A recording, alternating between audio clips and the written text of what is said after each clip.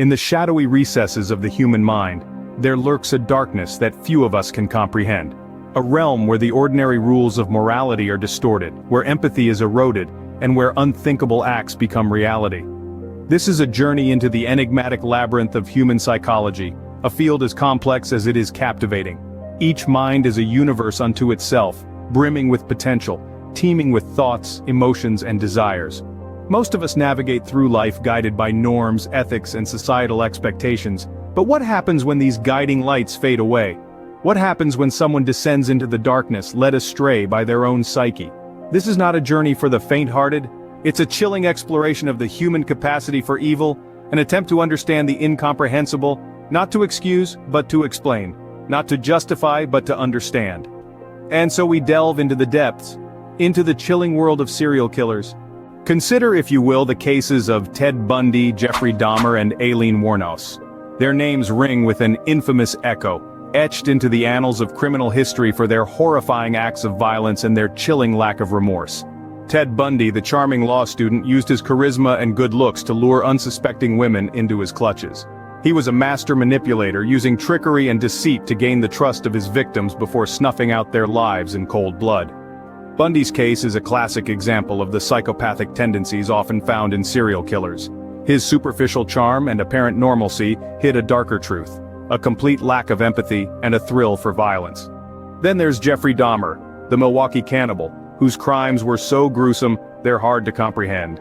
Dahmer, like many serial killers, had a deeply troubled childhood and exhibited signs of antisocial behavior from a young age. His crimes were fueled by a desire for control and a twisted fascination with death and dismemberment. And let's not forget Aileen Wuornos, a rare example of a female serial killer.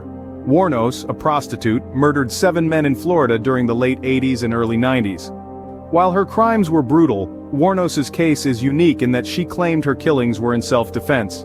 Nonetheless, her ability to commit such violent acts and her lack of remorse are indicative of a distinct lack of empathy, a trait commonly found in serial killers. These 3 cases, though vastly different in their details, share common threads. The manipulation, the lack of empathy, the thrill-seeking, these are behavioral patterns that are often found in those who commit serial murder.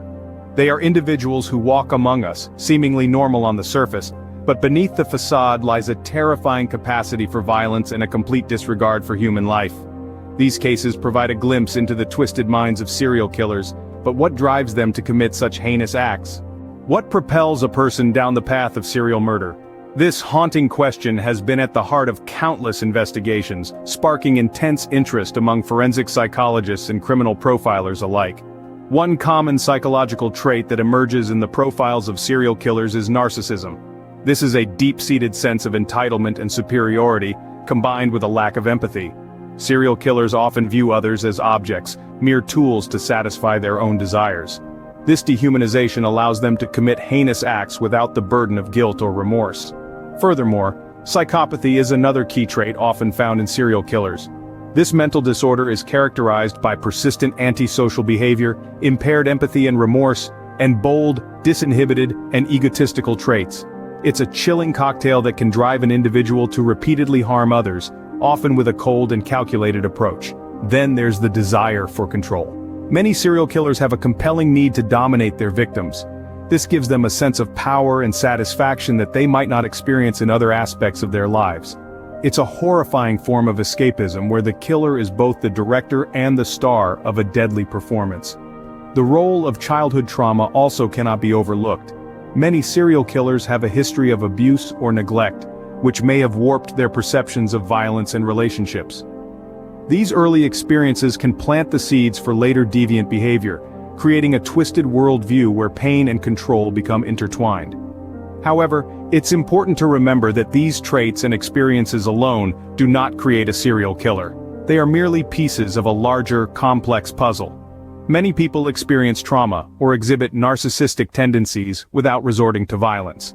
The factors that tip the scale towards serial murder are still not fully understood, and continue to be a topic of ongoing research. The psychological makeup of a serial killer is a complex puzzle, but one that can be pieced together. As we delve deeper into the abyss of the human mind, we might not always like what we find, but each discovery brings us one step closer to understanding the unthinkable. Understanding the mind of a serial killer may seem like an impossible task, yet it is crucial in preventing future atrocities. As we delve deeper into the abyss of the human mind, we begin to unravel a complex tapestry of psychological forces at play. These forces, often shaped by early life experiences, genetics, and environment, can ultimately lead individuals down a path of unthinkable violence. Realizing the importance of understanding the psychology of serial killers, we begin to comprehend how invaluable this knowledge is, not just for law enforcement but for society as a whole.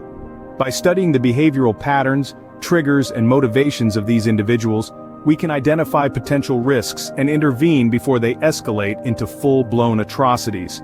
For law enforcement agencies, this understanding is a powerful tool in their arsenal. It helps them to identify and apprehend potential killers before they strike again. It also aids in the creation of psychological profiles, which can be used to narrow down suspect lists and guide investigations. This knowledge isn't just theoretical, it has practical life-saving applications. But it's not just about prevention. Understanding the psychology of serial killers is also invaluable in dealing with those already caught. It can inform treatment strategies and rehabilitation efforts.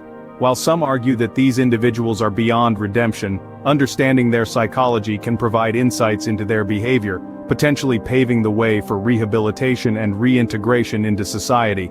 But let's be clear, this is no easy task. The minds of serial killers are often shrouded in darkness, filled with twisted logic and distorted perceptions of reality.